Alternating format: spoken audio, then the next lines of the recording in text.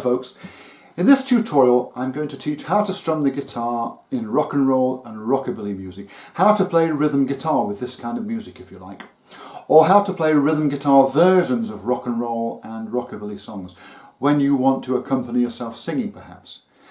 Now in my earlier tutorials I focused mostly on how to play specific rock and roll guitar riffs like this one.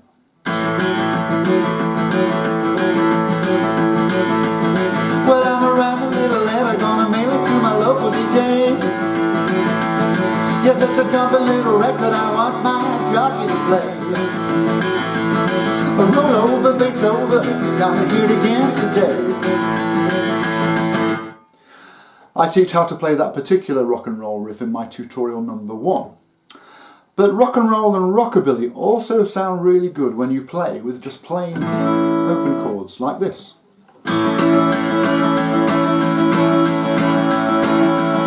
Well, I'm a writing a little letter, gonna mail it to my local DJ. Yes, it's a couple little record I want my jockey to play. Roll over, Beethoven, gotta hear it again today. In my earlier tutorials I talk a little bit about right hand technique, strumming technique, but I thought it would be really useful if we had a lesson that focuses specifically on that sort of stuff. In fact, I've had a few requests for one, so here goes. Now, rock and roll and rockabilly aren't usually concerned with playing lots of fancy chords or having a complicated arrangement. It's really simple music really, usually based around just 3 chords. What rock and roll is all about really is drive. There's a strong beat, lots of energy, and that's where your strumming technique comes in, your right hand technique, assuming you're right-handed. If you're left-handed, then left-handed technique. You can play rock and roll and rockabilly with just a handful of pretty simple strumming patterns. So here's strumming pattern number 1. Oh, by the way, I'm going to demonstrate all of these strumming patterns using a plain open A chord. Although I finger my A chord in a slightly unconventional way. I play mine like Buddy Holly did actually. I have an open 5th string, put my first finger on the 2nd fret of the 4th string, my 3rd finger on the 2nd fret of the 3rd string, and my 2nd finger on the 2nd fret of the 2nd string. My fingers are in the same relative positions as they are when you play a D chord, so it makes that chord change really easy. I find it much easier to squeeze my fat fingers into that small space than with the conventional fingering that you'll see in guitar chord books. Oh, and I'm also muting the bottom E string, the bass E string, so it doesn't ring out. So here's that strumming pattern.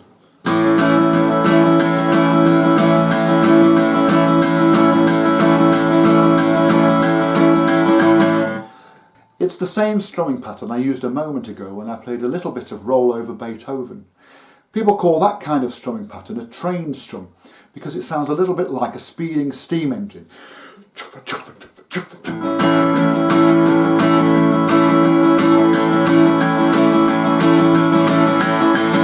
See what I mean? Rock and roll is played in 4/4 time. That means there are 4 beats in every bar or measure. 1, 2, 3, 4, 1, 2, 3, 4, 1, 2, 3, 4, like that. With this strumming pattern, you're strumming down on every beat on the numbers 1, 2, 3, 4, 1, 2, 3, 4, and you're strumming up between those beats, on the ands in between the beats if you like this.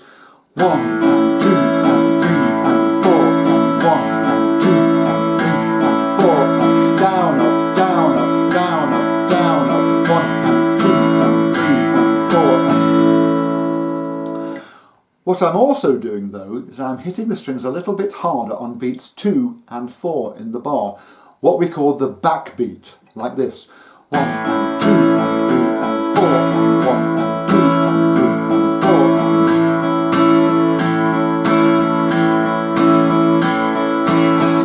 It sounds better when you hear it played fast at full speed like this.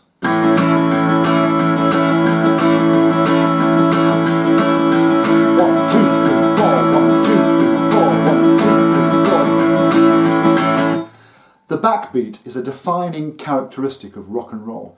if you listen to a rock and roll drummer, you'll hear that they hit the snare on the backbeat like this. 1, 2, 3, 4. 1, 2, 3, 4. And you do something similar when you're strumming your guitar. 1, 2, 3, 4. 1, 2, 3, 4. But there's something else going on with this strum as well, isn't there? And what I'm doing is this. On beats 1 and 3, the down strums, I'm mostly strumming the bass strings, the thicker strings, like this. Can you hear that? 1 and 2 and 3 and 4 and 1 and 2 and 3 and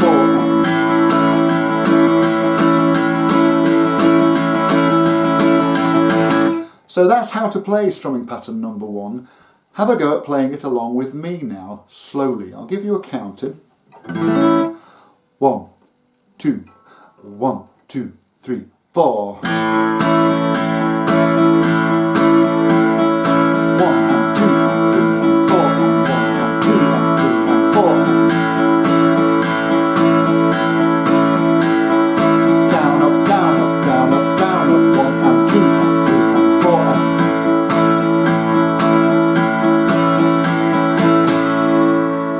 Of course, rock and roll isn't usually played that slowly, is it? It usually has a bit of pace to it, a fast tempo. So let's have a go at playing it faster, at full speed. Are you ready? 1, 2, 1, 2, 3, 4. 1, 2, 3,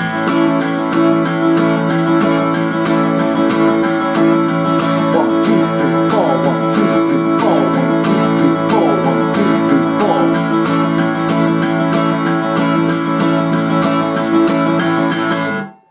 If you're new to playing the guitar or new to playing this kind of music, then you might find that playing at that tempo is a bit of a challenge. It takes a bit of getting used to.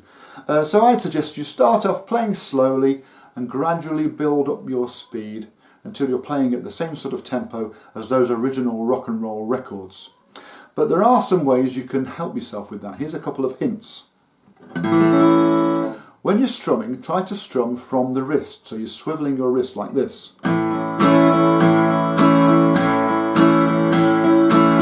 Rather than strumming from the elbow like this.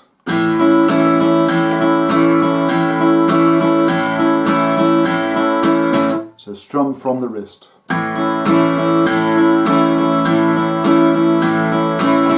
It's less effort, which means you can do it a lot quicker. Here's another hint, and it's related to the first one really. Keep your pick strokes quite small, so you're just strumming across the strings rather than from the top to the bottom of the guitar. So strum like this.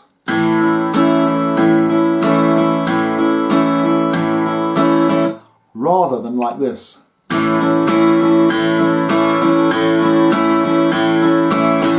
Again, it's less effort and it's easier to play faster.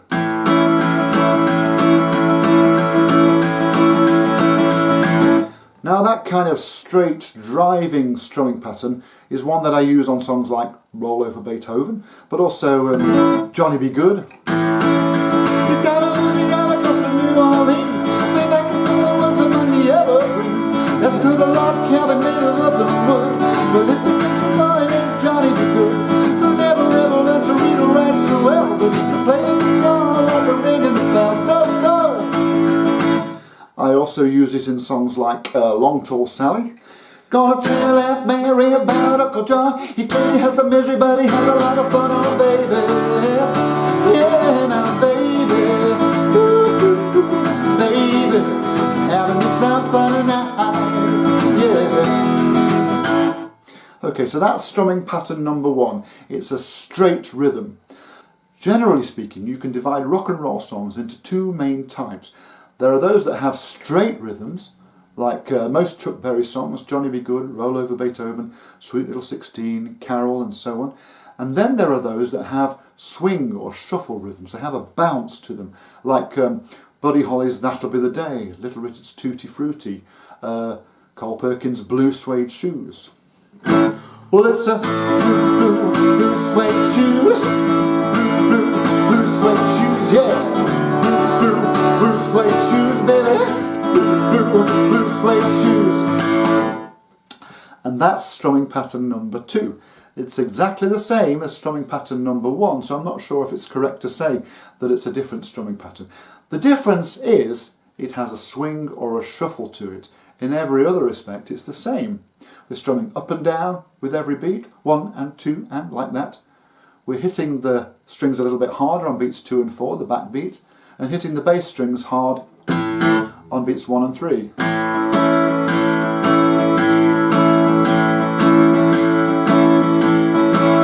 So it's got a bounce or a shuffle. So what's the difference between a straight rhythm and a swing or a shuffle rhythm? Well, it's this. With straight rhythms, the strums are evenly spaced. Down, up, down, up, down, up, down, up, down, up, down, up, down, up, down, up, like that. With a swing or a shuffle rhythm, the up strums are moved forward a little bit. Down, up, down, up, down, up, down, up, down, up, down, up, down, up, down, up. Do you hear that? It's got a kind of bounce to it. Down, up, down, up, down, up, down, up, down, up, down, up, down, up, down, up. You do a little flick with your strumming hand. Like that.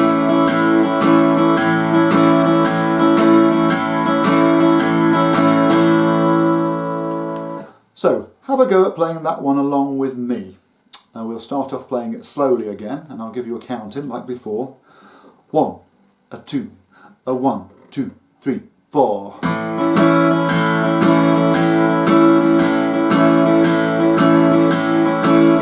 and 2 and 3 and 4 and 1 and 2 and 3 and 4 and down, up, down, up, down, up, down, up, down, up, down, up, down, up, down, up.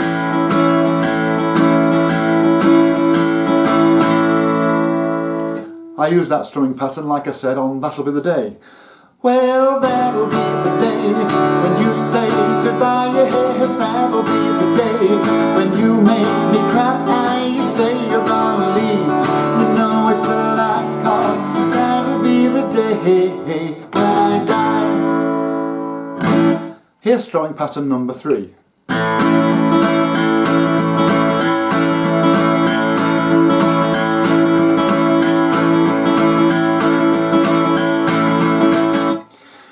Now you may recognise that strumming pattern because it's the one I played at the very beginning of this video. And it's the same as strumming pattern number 2, apart from 2 key differences. The first key difference is that I'm missing the up strum between beats 1 and 2, the first up strum. 1, 2 and 3 and 4 and 1, 2 and 3 and 4 and 1, 2 and 3 and 4 and 1, 2 and 3 and 4 and 1, 2 and 3 and 4 and... Can you hear that?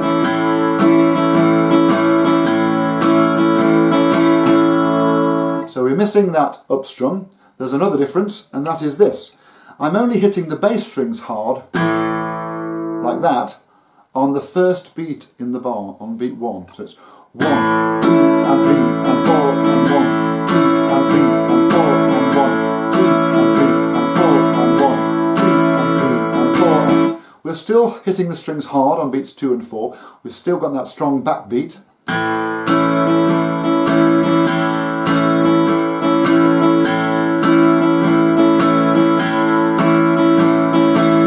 Okay, if you're ready, have a go at playing it along with me. We'll start off playing it at a slow tempo. I'll give you a count-in. 1, 2, 1, 2, 3, 4. 1 and 2 and 3 and 4 and 1, 2 and 3 and 4 and 1, 2 and 3 and 4 and 1, 2 and 3 and 4 and 1, 2 and 3 and 4 and 1, 2 and 3 and 4 and 1.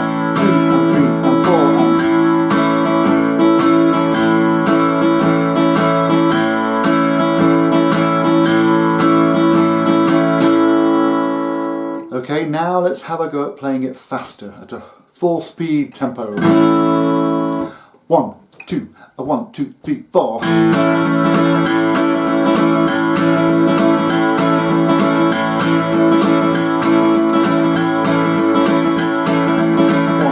3, 4, 1, 2, 3, 4.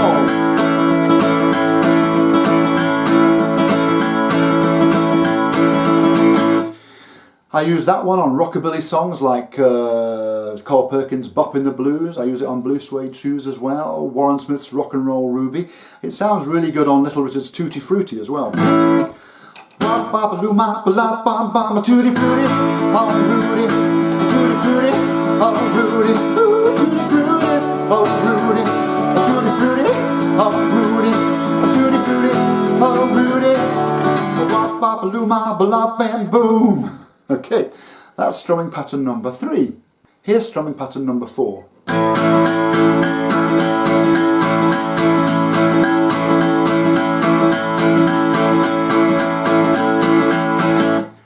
Like strumming patterns number 2 and 3, it's another swing strumming pattern. It's got that bounce to it, and it's quite like strumming pattern number 3, but again there are 2 important differences.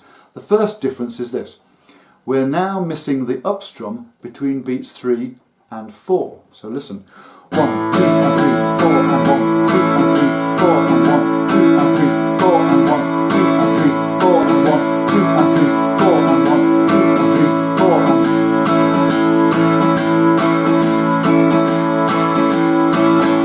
The second difference is that we're now back to hitting the bass strings on beats 1 and 3 again. As with strumming patterns 1 and 2.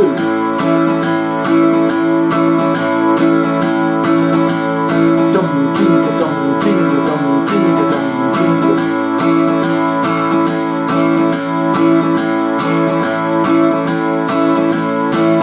It's a real country sounding strumming pattern, isn't it? Have a go at playing it along with me. First of all, slowly. 1, 2, 1, 2, 3, 4. Dum jinga dum jinga dum jinga dum jinga. 1, 2 and 3, 4 and 1, 2 and 3, 4 and 1, 2 and 3, 4 and 1, 2 and 3, 4 and 1.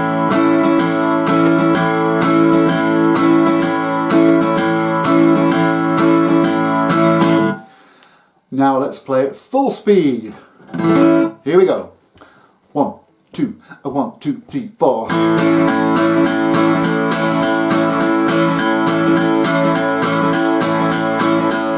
2, 3, 4. 1, 2, 3, 4. 1, 2, 3, 4.